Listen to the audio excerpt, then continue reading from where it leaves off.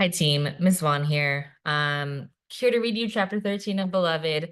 We are going to, chapter 12 was all about Denver and Beloved. Beloved witnesses this weird thing in the cold room. We don't know what it is yet. Denver witnesses Beloved witnessing it. And in this chapter, it's going to move back to Paul D. And Paul D is going to go through the real emotional conflict that he has with the fact that he has had sex with Beloved. All right. Chapter 13, page 147. The last of the Sweet Home men, so called, so named and called by the one who would know, believed it. The other four believed it too, once, but they were long gone. The sold one never returned, the lost one never found. One he knew was dead for sure, one he hoped was, because butter and clabber was no life or reason to live it.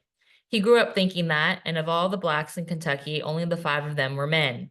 Allowed encouraged to correct Garner, even defy him, to invent ways of doing things, to see what was needed and attack it without permission, to buy a mother, choose a horse or a wife, handle guns, even learn reading if they wanted to, but they didn't want to since nothing important to them could be put down on paper. Okay, so there's like a lot of cultural stuff to unpack within that short paragraph that Toni Morrison writes. Paul D is going to feel a sense of conflict towards the Garners because he's going to start to wonder if the amount of freedom that they did have, even though they were enslaved, they could do things like learn how to handle a gun, they could read if they want to. People like Hallie gets to choose his wife, or actually Setha got to choose him. There's these things that Garner does to make them feel like they are human, and Paul D is going to wonder whether or not it is a disservice to them based on the realities of what was actually happening, whether or not it was the Garners potentially infantilizing them because of that whole idea of it being white people's duty to enslave people, or he's going to think about when school teacher arrives and school teacher really dehumanizes him, them, not just Paul D, whether or not having Garner for so long was a disservice because of the reality of school teacher. Okay. Was that it? Is that where the manhood lay? In the naming done by a white man who was supposed to know, who gave them the privilege not of working, but of deciding how to? No. In their relationship with Garner was true metal. They were believed and trusted, but most of all, they were listened to. He thought what they said had merit, and what they felt was serious. Deferring to his slaves' opinions did not deprive him of authority or power. It was schoolteacher who taught them otherwise, a truth that waved like a scarecrow in rye. They were only Sweet Home men at Sweet Home. One step off that ground and they were trespassers among the human race. Watchdogs without teeth, steer bulls without horns, gelded workhorses whose neigh and whinny could not be translated into a language responsible humans spoke. His strength had lain in knowing that schoolteacher was wrong. Now he wondered. Okay, so again, he felt like he was a man for a while because he's like, school teacher is not right. But now he's starting to wonder because of the way that he can't control the fact that he does not want to have sex with Beloved, but he has been having sex with Beloved. So then he wonders, am I no good or am I no better than the animal that many white people stereotype him to be? All right, top of page 148. There's Alfred, Georgia, there's Delaware, there was 60, and still he wondered. If schoolteacher was right, it explained how he had come to be a rag doll, picked up and put back down anywhere, anytime by a young girl young enough to be his daughter, fucking her when he was convinced he didn't want to. Whenever she turned her behind up, the calves of his youth, was that it? Cracked his resolve. But it was more than an appetite that humiliated him and made him wonder if schoolteacher was right. Is being moved, placed where she wanted him, and there was nothing he was able to do without it. For his life, he could not walk up the glistening white stairs in the evening. For his life, he could not stay in the kitchen, in the keeping room, in the storeroom at night. And he tried, held his breath the way he had when he ducked into the mud, steeled his heart the way he had when the trembling began. But it was worse than that, worse than the blood eddy he had controlled with the sledgehammer. When he stood up from the supper table at 124 and turned toward the stairs, nausea was the first, then repulsion. He who had eaten raw meat barely dead. who under plum trees bursting with blossoms had crunched through a dove's breast before its heart stopped beating. Because he was a man and a man could do what he would, be still for 6 hours in a dry well while night dropped, fight raccoon with his hands and win, watch another man whom he loved better than his brothers roast without a tear, just so the roasters would know what a man was. And it was he, that man, who had walked from Georgia to Delaware, who could not go or stay put where he wanted to in 124. Shame. Okay, like I had said before, the biggest thing that Paul D is having to deal with is the shame that he feels for sleeping with Beloved. And it lists there at the end of that page all of the really terrible, hard, difficult things that Paul D has had to withstand from his time at Sweet Home until he went to Alfred, Georgia, and then came back to Sweet Home, and how if he could withstand all that, he should be able to muster up the strength to fight back against Beloved, but he can't, and he feels a very strong sense of shame for that. Paul D could not command his feet, but he thought he could still talk, and he made up his mind to break out that way. He would tell Setha about the last 3 weeks, catch her alone coming from work at the beer garden she called a restaurant, and tell it all. He waited for her. The winter afternoon looked like dusk, and he stood in the alley behind Sawyer's restaurant, rehearsing, imagining her face and letting the words flock in his head like kids before lining up to follow the leader. Well, this is not a man can't see, but I'll listen here. It ain't that. It really ain't. Old Garner, what I mean is, it ain't a weakness, the kind of weakness I can fight, cause something is happening to me. That girl is doing it. I know you think I never liked her know how, but she's doing it to me, fixing me. Setha, she's fixed me, and I can't break it. So he's trying to plan how he's going to tell or admit to Setha what has been happening. What?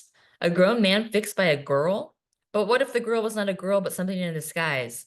A low-down something that looked like a sweet young girl, and fucking her or not was not the point. But it was not being able to stay or go where he wished in 124, and the danger was in losing Setha, because he was not man enough to break out. So he needed her, Setha, to help him, to know about it, and it shamed him to have to ask the woman he wanted to protect to help him do it. God damn it to hell. Paul D blew warm breath into the hollow of his cupped hands. The wind raced down the alley so fast it sleeked the fur of 4 kitchen dogs waiting for scraps. He looked at the dogs looked back at him.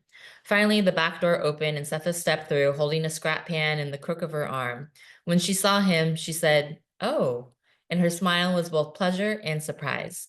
Paul D believed he smiled back, but his face was so cold he wasn't sure.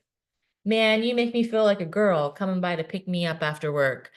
Nobody ever did that before. You better watch out. I might start looking forward to it." She tossed the largest bones into the dirt rapidly so the dogs would know there was enough and not fight each other. She dumped the skins of some things, heads of others, and the insides of still more things. What the restaurant could not use and she would not, and a smoking pile near the animal's feet. "Gotta rinse this out," she said, "and then I'll be right with you."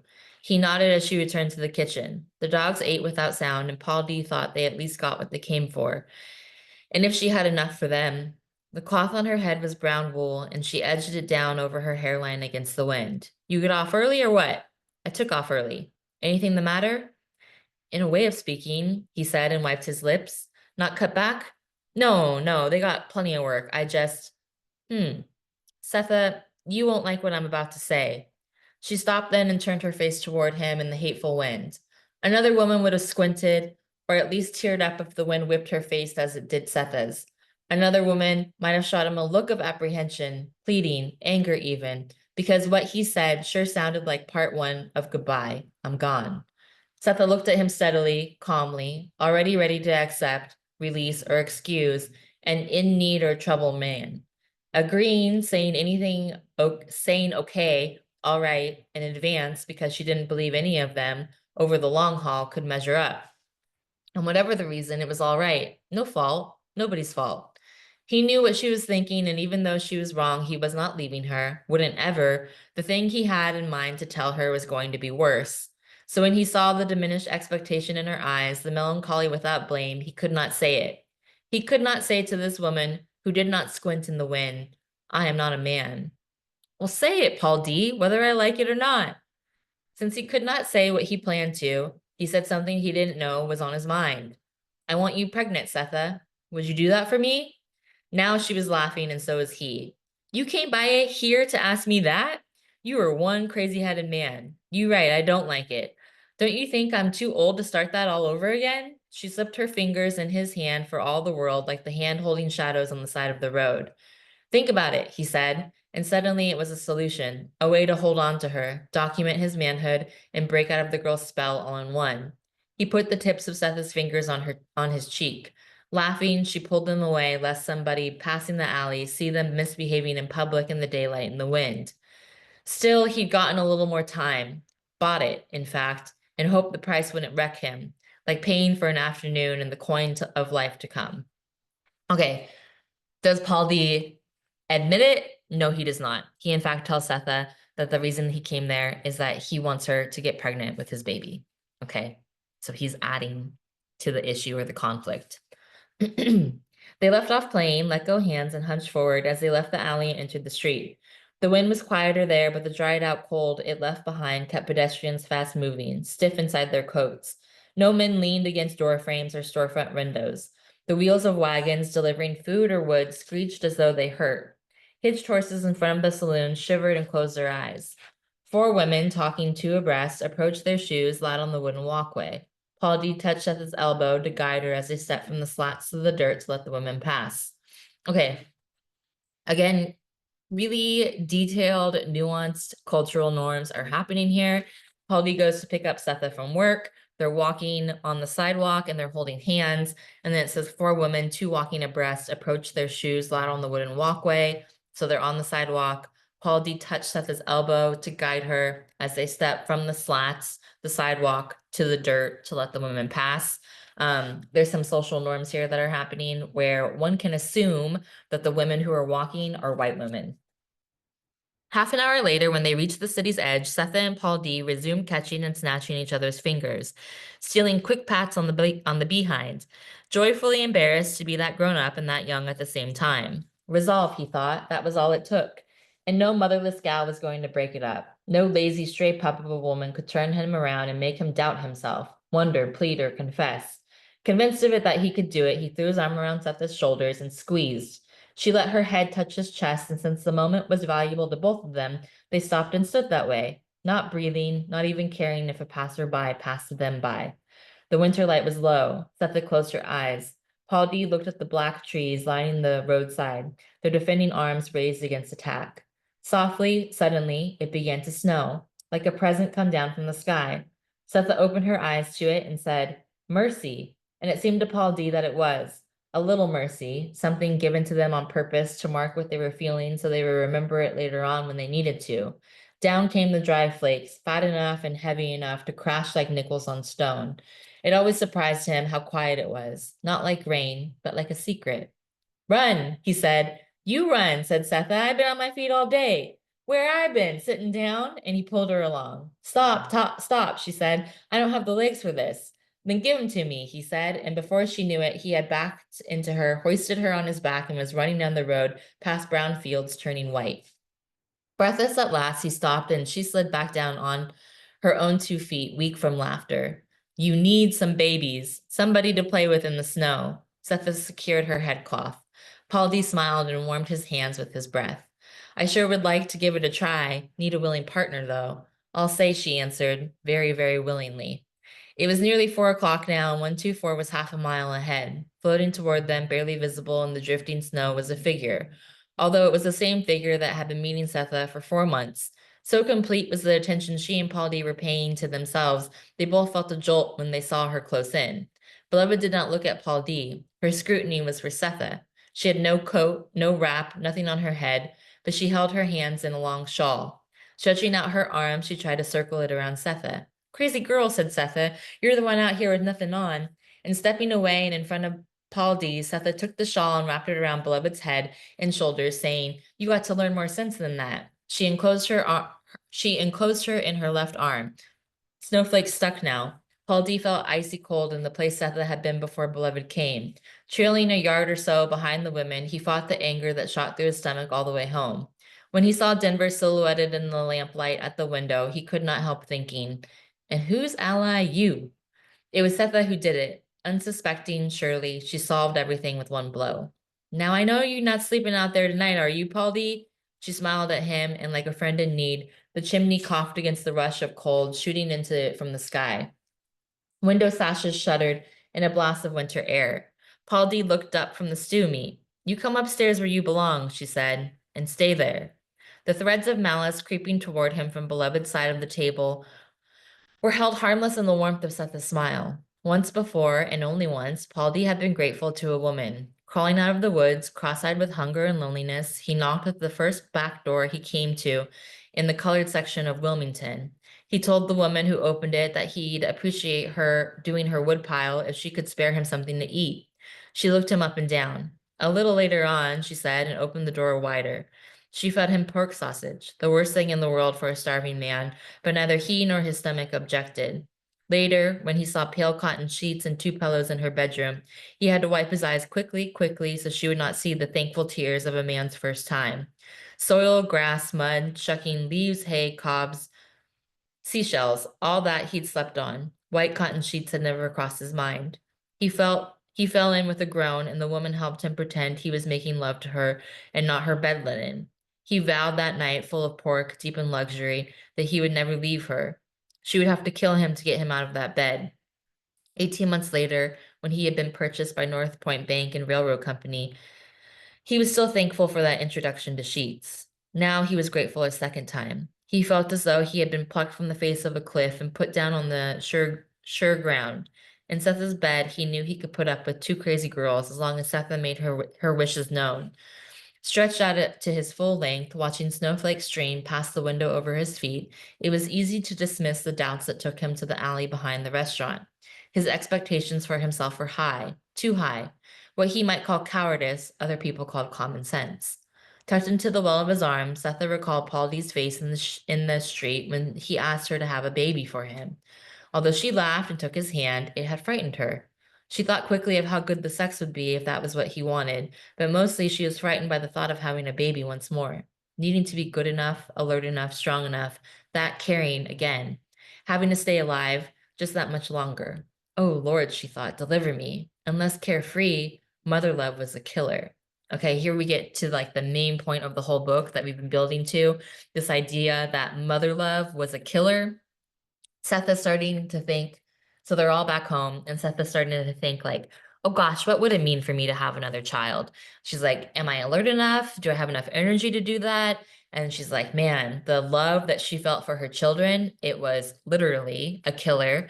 But it's probably very stressful too, and she's not really prepared for that. So she's thinking about what it was like to be a mother to a newborn child.